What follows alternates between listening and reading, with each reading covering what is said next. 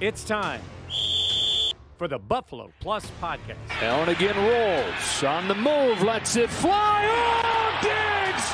Oh, what a catch! All right, welcome back to the Buffalo Plus podcast presented by Connors and Ferris. We are a week away from the NFL draft. I'm joined, as always, with Mike Catalana, Dan Fates. I am Jenna Cottrell. Before we get started, please be sure to like, comment, and subscribe to the podcast if you enjoy our content. All right, gentlemen, we are a week away. We've talked so much about the draft. Mike, the Bills are at 27 right now. Do you think they move up? Do you think they move back? Or what do you think their philosophy is heading into next week? Yeah, I think they have philosophies. I think Brandon Beane has certain principles that he likes to hold to. You know, for example, like giving away future first-round picks is not something any GM likes to do. Yeah. And I just think, you know, that's not smart business in many cases. So that in a general sense, I think is what's there. But I think, Jenna, it's based on where they are, where they're drafting, and the fact that they only have 6 draft picks. It's a limited number. So when I look at it, I would say 27 is not a great spot, right? It's not like you're sitting there going, oh, we know our guy's going to be there. They have no idea going into it. There's so many scenarios. So when you look at it, there's 3 options, right? You move up, you move back, you stay where you are. I'll say this. First option to me for them is going to be trading back. And nobody's going to like it because it's going to be a lousy Thursday if they don't select a player. And you're going to see guys on the board that you like, which is true. Second option is staying at 27 because they either couldn't make a deal or there was a guy they liked. And I think the last option is them moving up outside of 2 spots, something that is a relatively small cost. And I don't like seeing them giving up additional draft capital unless it was somebody that really fell. So that's where I'm going with this based on, yes, you want a guy to contribute right away, but you got some needs to fill, Dan. Yeah, it's interesting because even talking to Matt Miller and hearing from Brandon Beane, he doesn't have a ton of players with first-round grades. So to me, that seems kind of universally across the board. So to me, I feel like that provides an opportunity that if there is somebody there at 15, 16, 17. And if you hear a crying child, that's my daughter upstairs. And I may be ducking in and out of this podcast. But to me, doesn't that seem like it provides an opportunity? If everybody thinks that like there isn't a ton of players with a first round grade and your guy is there, don't you think that provides an opportunity to move up? I'm not talking about top 10. I'm talking about moving up to 15 or 16 if your guy is there that you have that first round grade on, but you don't think he's going to make it to 27. Yeah, and Jenna, that's what I was going to say. That's a balance there between just because you have a first-round grade on the guy, is he worth what it would cost you to move up? Yeah, and also just what would it take for that to happen? Because you know there's not a lot of first-round, or they're talked about how there's not a lot of first-round guys drafted in terms of the talent level, and what that would mean in terms of other teams knowing that and knowing what the cost would be ahead. I mean, that's why, like, we talked about this too off camera, and 2 things. 1, if you see my computer moving, it's because my roommate's cat just entered the room. And 2, if you see nothing behind me, it's because I'm moving. So, but that being said, like, the Bills, we've talked about how, okay, they only have 6 picks. They could possibly want to move back out of the first round, get more draft capital. But you also need to trade that pick with another team. And will there be another team out there? I'm sure at some point. But at the same point, are you going to get enough back that you feel confident in moving back? There's so many variables. Yep. And I know we joke about it. Like at 27, Brandon Beane has always said, best player available. We're going to see what the board tells us. But it's like with where they stand, it really is like heading into next week. I think there are, I don't want to say limitless possibilities, but at the same point, it's not like it is in years past where it was like, all right, you know, the Ed Oliver draft, it was either TJ Hawkinson or Ed Oliver. That's what we expected. Like this is just, there's so many different options in which the Bills can go. And because of that, that's why like, while I would want it to be an offensive player, at the same point, if we get to 27 and the Bills don't find a trade partner and they don't like a deal, I could see them picking a defensive player because there's so much in terms of depth at receiver and things like that. I know people probably don't want to hear that, but no, but you're making a good point. So think about this scenario Dan was just describing, and it could happen. Okay, so there's a player the Bills have a draft grade of first round, and he's still available. But you have to weigh multiple things. What is it costing us to move from 27 to 19, 16, whatever the number is, right? Because that's costing you another player in this draft. Yeah. You know, because you're giving up, say you're probably giving up, and I'd have to look at the numbers, maybe a third, right? Okay. So, and could be a future pick. Like they will get some compensatory next year, but it could be a future pick. But in that scenario, you're still giving up another draft asset and potentially another player. And then to say to yourself, okay, we have this wide receiver with a first round grade.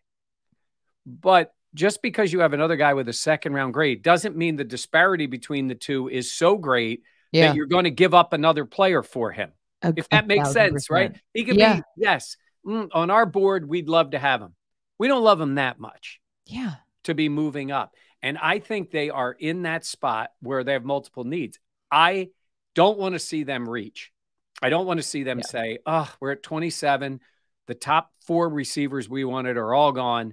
But damn it, we're going to take a receiver here and you go make this pick, where you could just say, step back. And that's to your point, Jenna, when it's a D tackle and everybody's going to go, really? Really? Defense again? But tell everybody, what did Brandon Beane say about that position? He said that that's something they need to look at in the future because, I mean, there's nobody there. Next year, there'll be nobody there. Year, you really, Ed Oliver, all these types of guys. Yeah. Which to me also just is a little bit of an indictment on how many swings how many cuts they've tried. And the fact that they really don't at this point have a long-term option there in terms of the younger guys, that does really say a lot. This is where Ed Oliver, it's fascinating for this year with Ed because, you know, you're talking about a guy who they were hoping would be a cornerstone. He's a top 10 pick. Yeah. And he is a good NFL player. We're not saying he's not a good NFL player. And right now he's, you know, in pen to start on the D line. Yeah. But he's a free agent at the end of the year. And I think of him in terms of even like Tremaine Edmonds. And you say, they liked him. They, you know, really did. And then Edmonds got to the point where he was able to leave because he got paid so much. I don't know if Ed would be there. I would tell you this. If Ed this year plays at the level that would get him a huge deal, sort of like Tremaine did, I think they'd be paying Ed Oliver. I think so too. Because it is a position that most teams would prioritize. You know, you can say defensive tackle, a disruptor in the middle. If Dan, we were saying is if Ed Oliver were to play this year at a level that would warrant a huge deal from somebody, the Bills might step up and still want to pay him because it's D tackle and it is a absolute position of need. And it's also a priority position in the NFL. Whereas, as we've talked about, linebacker, you know, takes a notch down. So it's more about trying to figure out where they are. Again, we were saying, if you're sitting at 27 and you're like, it's a reach on a wide receiver. We don't think there's a value in any linebacker, even a safety that could play corner. And you end up going, we got a high grade early second on this D tackle. Yeah. They're going to take the D tackle. Yeah. And when I talked to Matt Miller, ESPN's draft analyst, that video is also up on the channel. He talks about, and other people we've talked to have also mentioned it, Mike, when we were at the combine, that pick 27 is really the second round. That's how you have to look at it. So again, I know some people have asked about Jack Campbell because it's another guy that people are a lot, interested in. And he's like, he has him at 50. He goes, it'd probably be a little bit of a stretch at 27. He goes, but that doesn't mean that you love the guy again. If you have second round grades on guys, I think people are might get wrapped up into that. So Mike, I'm with you in both you guys in the sense of, I think the Bills have to have their dream scenario of the board falls this way. And at 20, we have two guys we like. Then I think Beane starts making calls to going up. He's a guy that has said time and time again, he gets antsy. He's not patient. And I don't think that that's a smokescreen. I think he does like to go up and get his guys that he feels fit. That was what was so interesting in looking at like the full picture of like Beane's draft history was the trade back last year and then getting James Cook. It was almost like, remember we talked about it? It was almost like he didn't know what to do with that pick and moved like 3 spots back and then took the running back. And we were like, what? Because I think Beane, I really do think that I agree that with the Ed Oliver thing or a defensive tackle. And I'm just curious as to, Miller said it too, was that there are more way better defensive prospects in this draft. And how much do you go into that thinking, I got my eye on these offensive guys, but I know they may fall. All right, Jenna, here we go. We'll play everybody what Brandon Beane, when he was asked about the only offensive player he's taken in the first round is Josh Allen. He did trade for Diggs in 2020, but that's a little different. So when he was asked about would he look to take offense in the first round? Everyone's going to have their mock guesses to say this is what the Bills need. And I know, listen, fans come out to watch offense probably more than they want to watch defense. So, and if there's the right player there, for sure we would do it. I'm usually not going into a draft saying, hey, let's hit one side of the ball or the other. I'm not trying to, so we'll just, we'll see how the board falls. And we're going to set the board and it'll kind of tell us what we need to do. I mean, he's not giving away anything there other than he's obviously aware that they've gone heavily on defense. Yeah. And some of that has been the board falling. Other times it's what they prioritize. Like they were all over Ed Oliver that year and they got him. Top 10 pick. They obviously traded up to get Edmonds even in this year when they got Josh Allen. Like the guys they know they take. I think the Rousseau pick was more of a, you're sitting there at the end of the round. He's got ability. Nobody's making a move. We take him. I'm not saying he's not a good player. I'm saying it sort of fell that way. But yeah, to your point, Dan, there are offensive guys, which brings other guys into the mix in terms of the running backs that you'd say if you're sitting there. I don't think they're doing that. I really don't. Dan and I heard all about the Bijan Robinson stuff at the combine, and you never know. Somebody's got to pull the trigger on a running back in the first round. It's the thing that makes me laugh is I saw somebody had written that Robinson is the best prospect since Saquon Barkley. Yeah. Who was a great player. Timeout. Okay. Yep. So that was what Matt Miller said. And again, really good stuff. He's really smart. And he had talked about his dream scenario for the Bills was to have Jordan Addison fall to them at 27. He believes that he will be on the board to them. And then, but he said that's their dream scenario or Bijan Robinson. And he kind of laughed. He goes, I know that's a dirty word around Buffalo. And he goes, but let's put it this way. And again, you have Brandon Beane, who is a guy that has taken a lot of shots at the running back position without investing tons of money. He's spent a lot of draft capital. He hasn't spent a lot of money. Yeah, but you don't usually, there's not a lot of free agent money that gets spent on running backs. That's right. Fair. But he was talking about how the 27th pick is very cheap. Like it's $3 million. So you could have a running back, arguably the best running back people are saying by far in this draft, by far the last few years, for 5 to 6 years, because you'd have the extra option. He goes, if you could get that guy and help Josh Allen out, which is what they all seem to be saying to do, he goes, you're getting that guy at a steal because it's 27. Top 10, like you say, Mike, top 5, astronomical money for a running back. Zeke Elliott, we've seen how those just haven't panned out.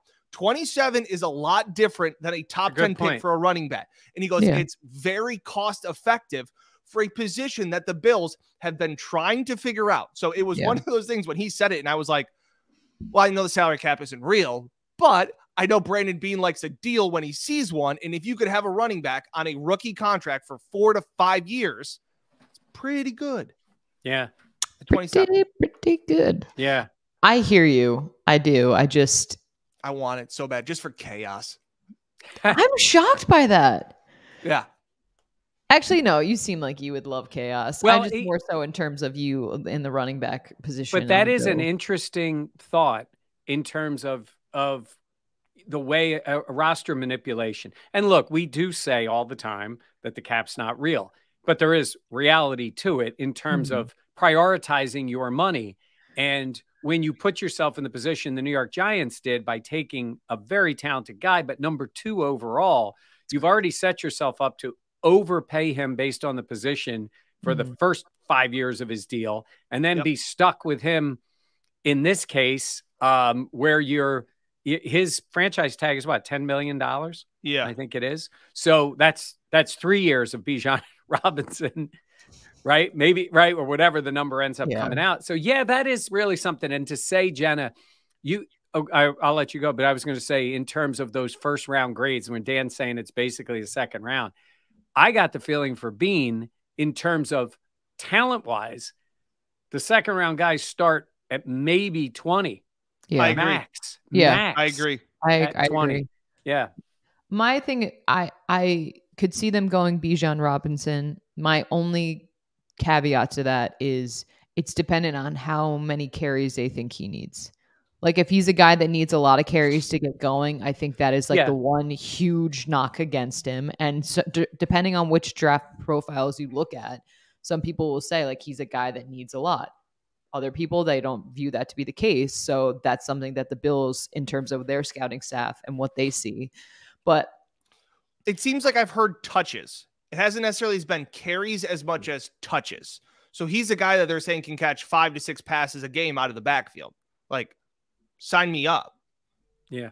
Yeah. I think it's interesting. He's a talent. He's a playmaker. And let's be honest, we talk about this sometimes of, well, they haven't used the running game and the running backs. They thought they've gotten a little more dynamic players, and they've either not been or not found a way to get that out of him.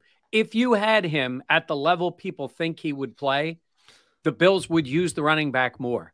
I mean, let's be honest, right? That's fair too. And Josh wants to be more of a quarterback than a football player. Like, maybe they are trying to.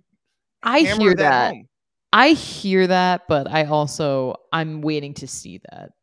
But Josh, I'm with you. I think that's fair. Like, look, Josh says he's getting older. He's going to be 27. Yeah. But at the same point, it's like, okay, no, I hear you. And that is how the mindset should be. But I want to see Josh kind of, and we've seen in years past him kind of take a step back, maybe not take as many huge hits, but at the same point, knowing who Josh Allen is, he still takes a lot of hits. By the way, when I turned 27 that next year, I covered the Bills' first Super Bowl. Really? That's Were you how already many married? moons ago that was. Yep. Okay, yeah. Yeah. Josh isn't married. Were you married at 27, Dan? Yeah. Okay. I was not. I didn't go to Bills didn't go to a Super Bowl that year. And I wasn't covering it. Okay. All right. There was that 40 seconds had a lot embedded in it. Starting with Josh and moving on to Jenna. Look at that. Yeah. Okay, wait. I'm trying to think what else. There was something else I wanted to add. Oh, I will say this was the interesting part because Brandon Beane was asked about like evaluating the quarterbacks. And I think a lot of people kind of assume that the Bills don't do that because they have Josh Allen. But Mike, I mean, it does make sense. And Beane was like, no, we look at the quarterbacks, because of value, like later on in rounds, but also to figure out what other teams are looking for and where we think they will go and how that will dictate the draft order. 100%. And they look at them and they also, it's smart business. You do never know, God forbid something happens within the week and you're in a different position or something happens to,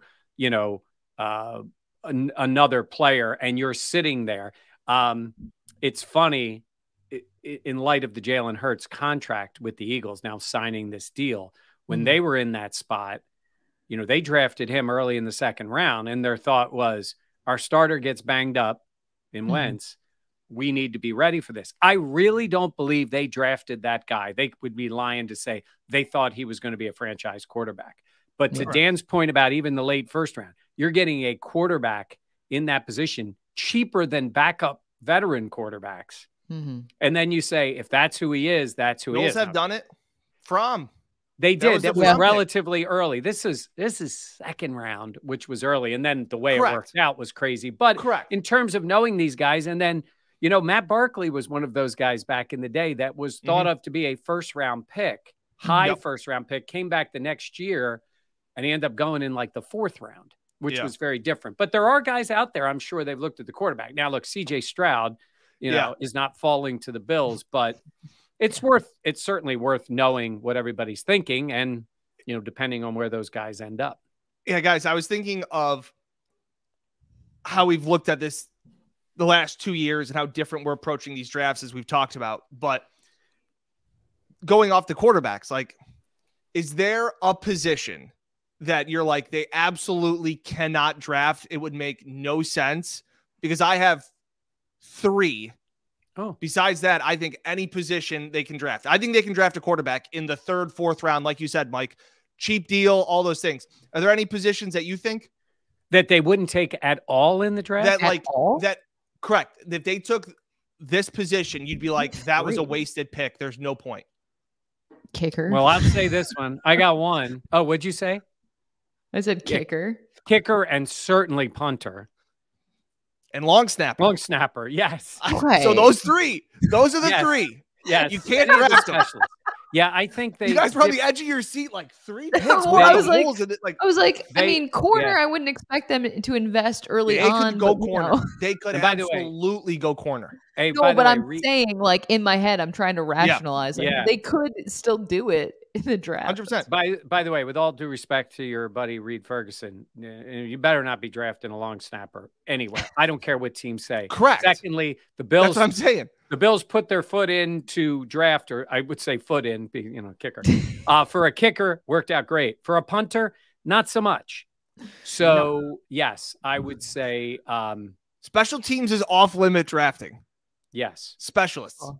Yeah, they're set there. But they could, by the way, I had said something. I had tweeted out that the Bills signings this offseason hasn't impacted them drafting any position. If you like a wide receiver, I don't think that, you know, the wide receivers that they signed Offensive tell you line. now that they can't or anything like that. And I even said cornerback.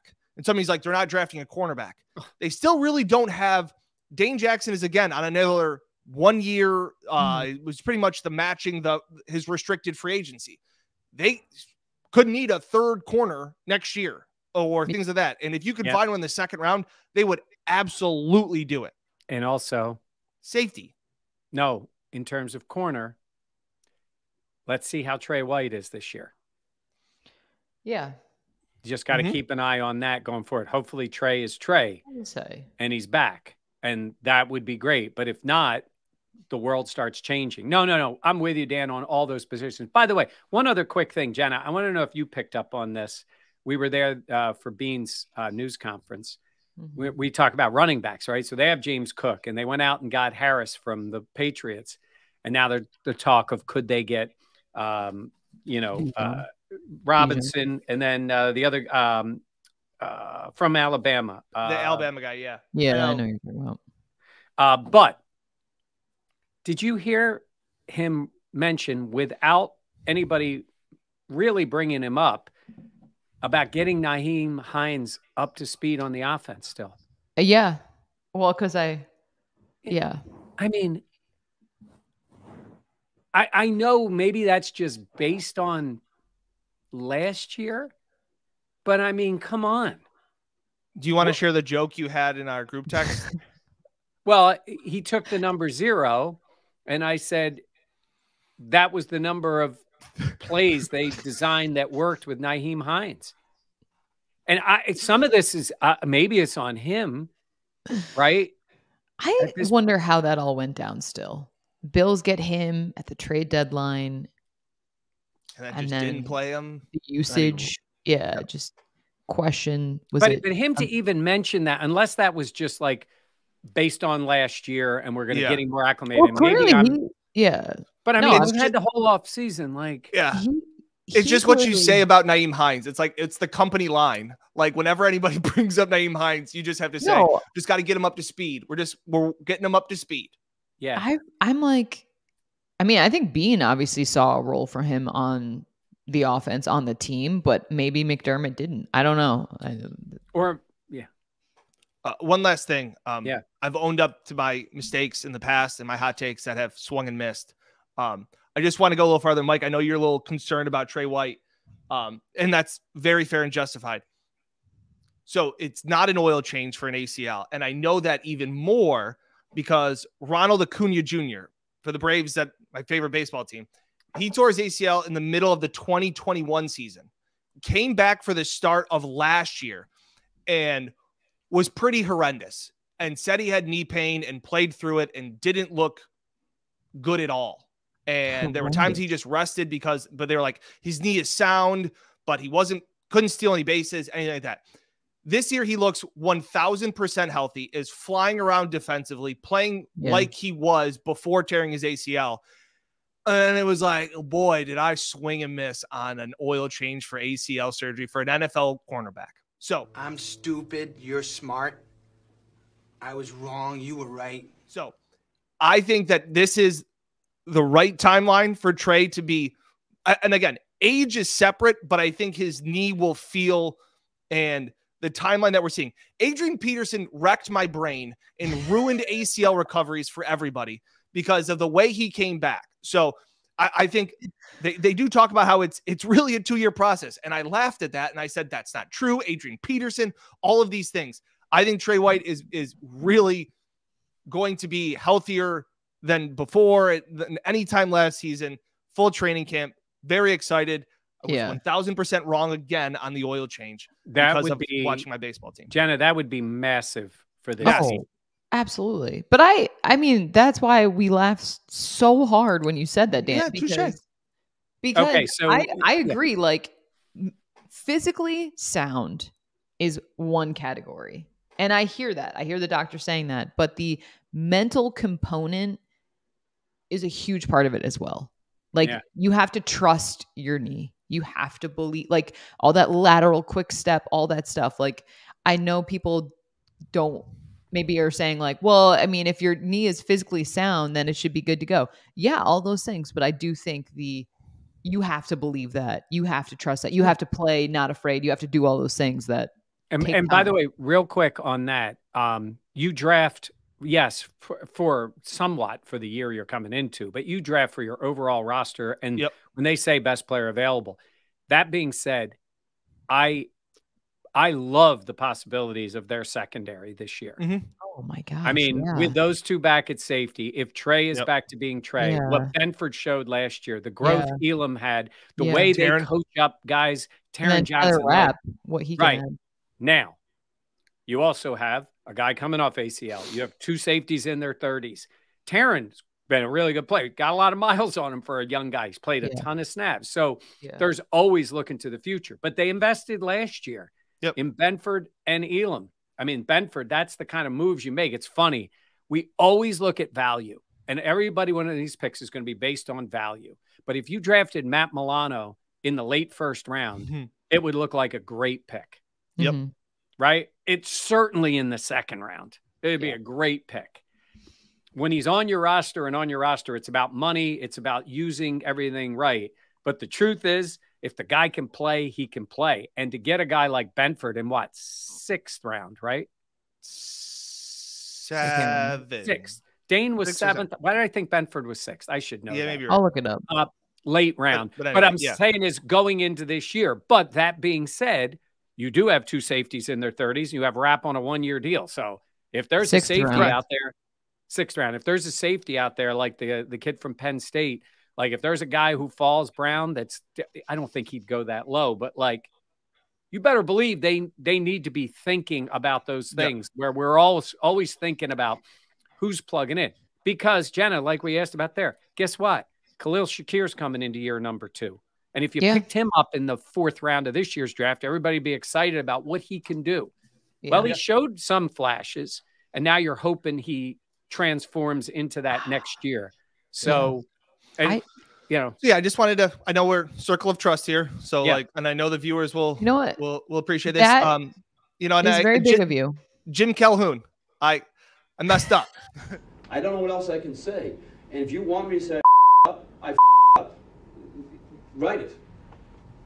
You want me to say up for the 5th time? I up. All right, so put it 5 times. No, what I was going to say is I think too, that's so funny.